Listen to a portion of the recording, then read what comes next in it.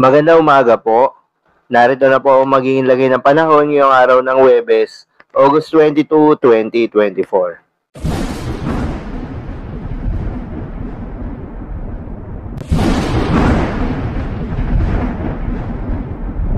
Sa kasalukuyan na tayo sa pag-asa, itong easterlies o yung mainit na hangin galing sa karagatang Pasipiko ang patuloy ngayong nakakaapekto sa may eastern section ng Visayas at Mindanao.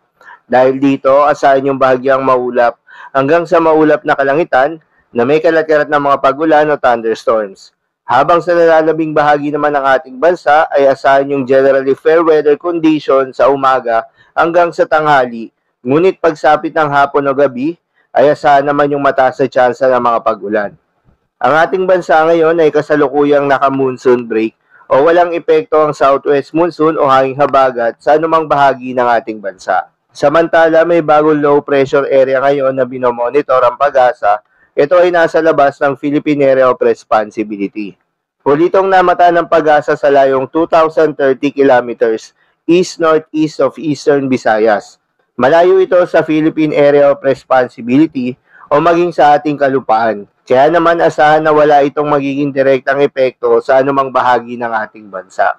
Samantala, ayon sa Japan Meteorological Agency, yung low pressure area na binabantayan ng pag-asa ay isa ng tropical depression category. Ito ay nasa bahagi ng Guam, taglay ang lakas ng hangin na umaabot sa 55 km per hour at pagbugso na umaabot sa 83 km per hour.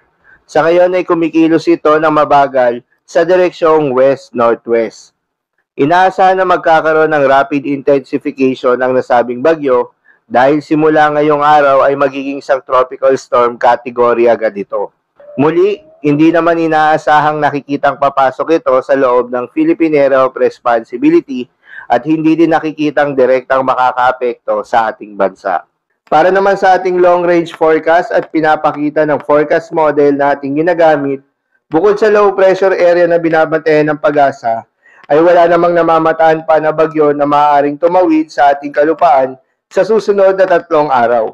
Ngunit pinaghahanda pa rin tayo dahil ayon sa datos ng pag-asa, ay posibleng 2 o 3 bagyo ang posibleng pumasok o mabuo sa loob ng Philippine Area of Responsibility ngayong buwan ng Agosto.